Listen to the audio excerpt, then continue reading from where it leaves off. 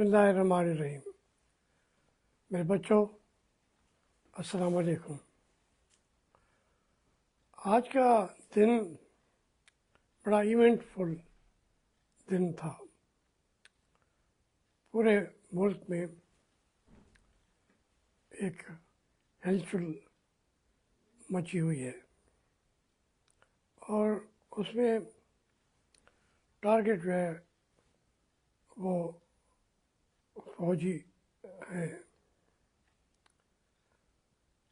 ये हत्या का वो बिल हो या कानून बन चुका है, तो उसके खिलाफ भी हमारे मुल्क के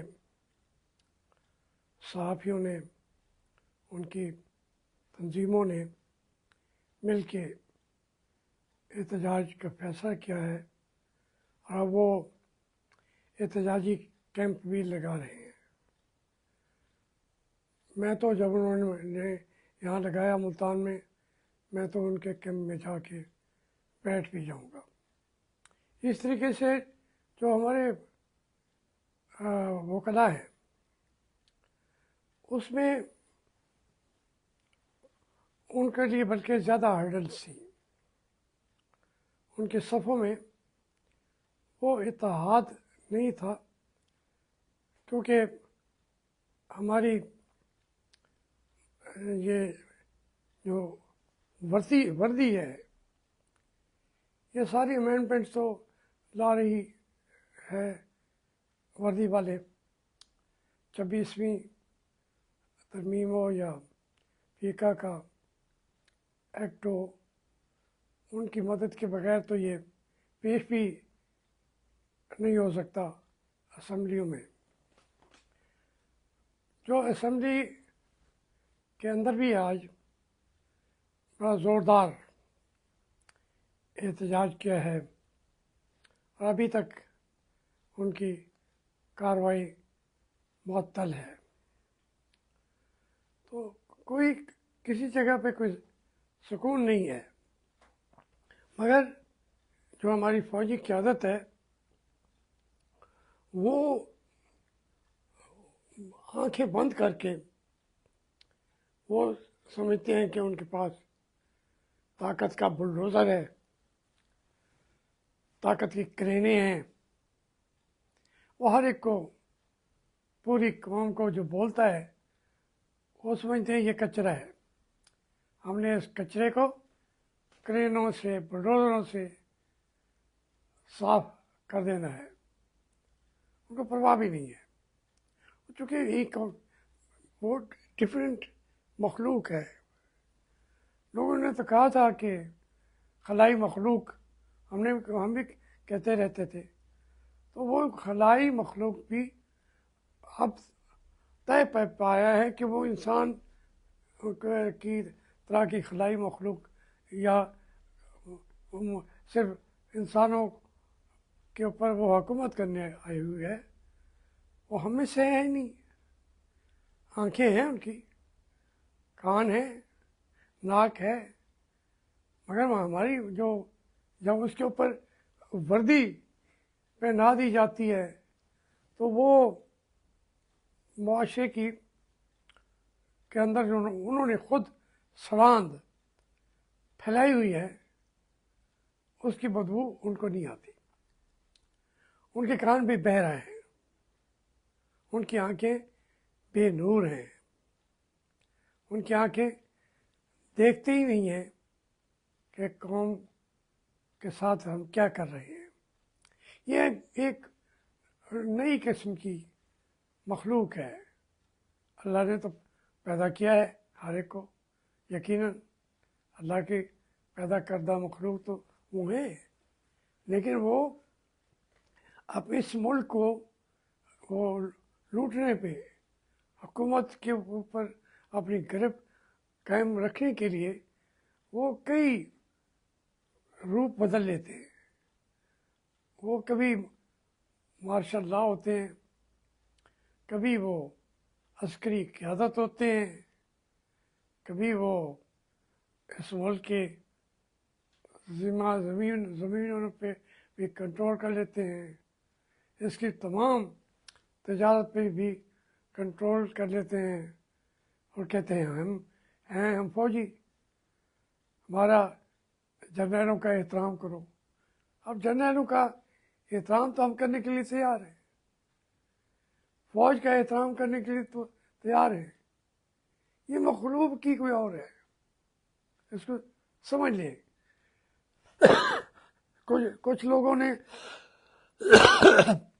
کچھ لوگوں نے لکھا مجھے کہ جناب آپ دلیری کے ساتھ، ہمت کے ساتھ سچ بولتے ہیں۔ بھائی میں اس میں دلیری کی کیا بات ہے؟ جو سچ بولنا ہوتا ہے وہ مجبوریاں بن جاتی ہیں، ہم بھی کوئی اور مخلوق ہیں۔ بار بار مجھے کہہ رہے ہیں جو ہمارے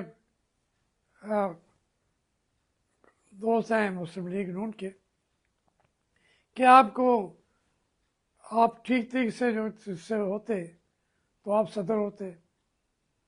بھائی میں مخلوق کوئی اور ہوں، صدارت تو مجھے تحریک انصاف میں بھی مل رہی تھی ملک کی، اور تمام پولیٹیکل پارٹیوں کی مہربانی ہے، اس ملک کی ایک پولیٹیکل پارٹی نہیں ہے بچی ہوئی ہو کہ جنہوں نے مجھے ڈائریکٹلی یا انڈائریکٹلی اپنا صدر نہ بنایا ہو۔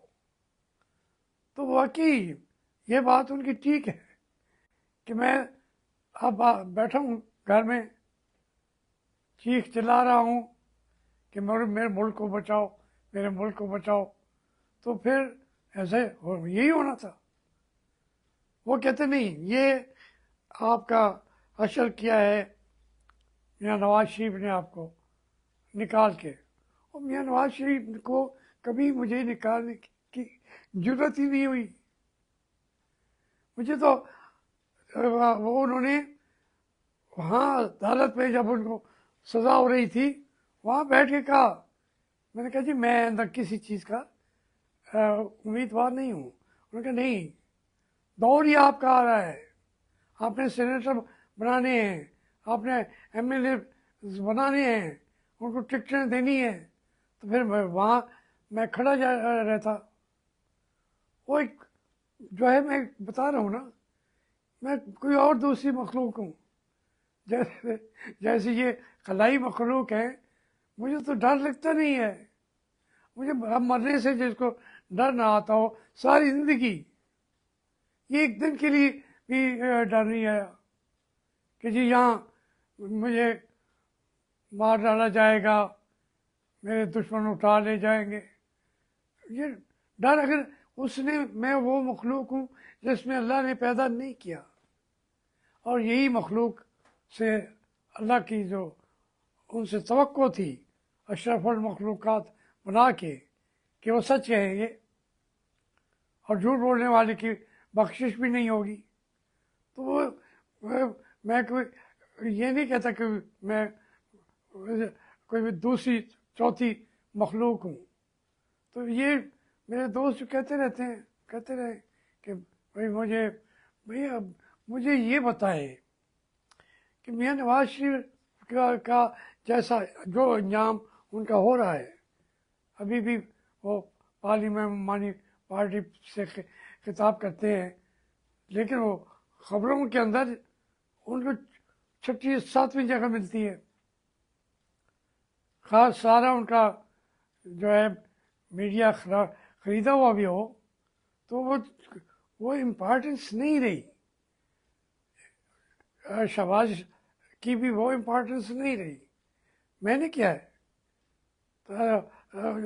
اس کے علاوہ مریم نواز کی بھی وہ حیثیت ہی نہیں رہی، تو میں نے تو نہیں کیا ہے، میں کر بھی نہیں سکتا۔ بڑے پناہ ان کے پاس تو دولت کے انبار ہیں، انباروں کے بھی انبار، دنیا کے بینک بھرے پڑے ہیں ان کی دولت سے، ہر جگہ پہ ان کا گھر ہے۔ ہم تو بالکل جو ہے فاقہ کش لوگ ہیں، لیکن یہ مشکلات جو آپ نے کہا دلیری سے کرتے ہیں، وہ آپ کو برداشت کیسے کرتے ہیں، وہی مجھے کہاں برداشت کرتے ہیں. میری ہر بات جو میں کرتا ہوں پھر اس کے اوپر وہ ہمیں سزا بھی دی جاتی ہے، جو آپ ہی کر رہا ہوں، جو کل کی تھی، جو پرسوں کی تھی. تو ہمارے تمام بچے جو جیل میں بیٹھے ہوئے تھے وہ سزا نہیں ہے، مجھے برداشت نہیں کیا جا رہا اور نہ ہی میں برداشت ہونے کے لیے تیار ہوں. میں کہتا ہوں کہ یہ ہر کوئی اپنے جہاں آئین کی لکیریں کھینچ دی گئی ہیں، اور پاکستان تو ہے ہی آئین کے بغیر کچھ بھی نہیں ہے. بادشاہ بھی یہاں نہیں چل سکتی. پاکستان کے پاس طاقت کیا تھی؟ اصول، آئین، نظریہ، اس کے اوپر بن گیا. فوج تو تھی نہیں، پاکستان بیچارہ ایسا ملک تھا جس کی فوج نہیں تھی. یہ فوج بنی ہے تو ملک کے لیے مصیبتیں آ گئی ہیں، کیونکہ جو بڑے لوگ تھے، جنرل جنہوں نے انگریز کی فوجوں میں تربیت حاصل کی تھی، وہ سمجھتے تھے کہ یہ ایک منحنی سب جو آدمی ہے، قائد اعظم، سانس ہی چند ہے کہ اس کے پاس، یہ ہمیں کہتا ہے کہ تم نہ کرو. اس کو برداشت نہیں کیا گیا. تو یہ جو میں آج کے حالات آپ سے عرض کر رہا تھا، یہ ایک مثبت چیزیں ہو رہی ہیں. ایک میں نہیں دلیر، یہ پوری قوم دلیر ہے. بس تھوڑا سا کوئی آگے جگانے والا ہو. یہ حقیقت ہے کہ آج تک جو میرا رابطہ کوئی اور ہے، وہ ہے کہ عمران خان نے وہ کھڑا ہو گیا ہے. بس یہ کام کوئی چھوٹا کام نہیں ہے. اس سے قوم جو ہے اب قوم سمجھتی ہے کہ ہم اپنی جان بھی دے دیں گے. اب سب ابھی جلسہ ہوا ہے، اس کو سارے یہ کہہ رہے ہیں جی وہ آدمی کم ہو گئے، پیسے کم ہو گئے. اس کے یہ ایک طریقہ واردات ہے. ورنہ جو 8 فروری جو پرسوں تھا، اس نے ایک پوری تاریخ رقم کر دی ہے. ایسے نہیں گزرا، وہ کئی لوگوں کے ضمیروں کو جگا کے وہ گزر گیا ہے کہ جس پورے ملک میں وہ کہتے ہیں جی یہ سوشل میڈیا کا انقلاب ہے. بندے تو کوئی تھے نہیں، اللہ کے بندو. ایک ایک گاؤں کے اندر بھی لوگوں کے دروازے پہ پولیس کھڑی تھی. کوئی چائے لوگ بیٹھے چائے خانے میں، 6 آدمی 10 آدمی پکڑ کے ڈالے میں ڈال دیا. کسی کو انہوں نے مطلب یہ نہیں تھا کہ تحریک انصاف کے ہیں یا نہیں ہیں. اب اتنا جو ڈرے ہوئے ہوں، جو ہماری گورنمنٹیں، ہماری تمام ادارے کانپ رہے ہیں کہ ہوگا کیا. یہ جب اس کی پاپولیرٹی عمران خان کی بڑھتی جا رہی ہے، تحریک انصاف کی پاپولیرٹی بڑھتی جا رہی ہے. میں نہیں کہتا کہ وہ سونا بن جائیں گے، ترقی کیا دیں گے کیا نہیں دیں گے، لیکن ایک ہوپ ہوتی ہے، امید. قوم کی امید انہوں نے وابستہ کر لی ہے عمران خان سے. میں اس سے سرے منہ نہ کرتا ہوں، نہ میں اپنے آنے والی نسل کو کرنے کی اجازت دوں گا. اس کو تنہا کر کے سمجھے کہ عمران خان کو ختم کر لیں گے تنہا کر کے. وہ تنہا ہے بھی نہیں، وہ تو پورا ایک ہنستا بستا زندہ پائندہ ایک نعرہ ہے، ایک نظریہ ہے، ایک سوچ ہے. تو اس لیے پاکستان کو کہ میں بار بار کہا کرتا ہوں اپنے جرنیلوں سے، خاص طور پہ عاصم منیر صاحب سے، کہ میں یہ دعا نہ مانگوں کہ یا اللہ میرا commander in chief Asim Munir بھی امریکہ کے اندر نہ بیٹھو.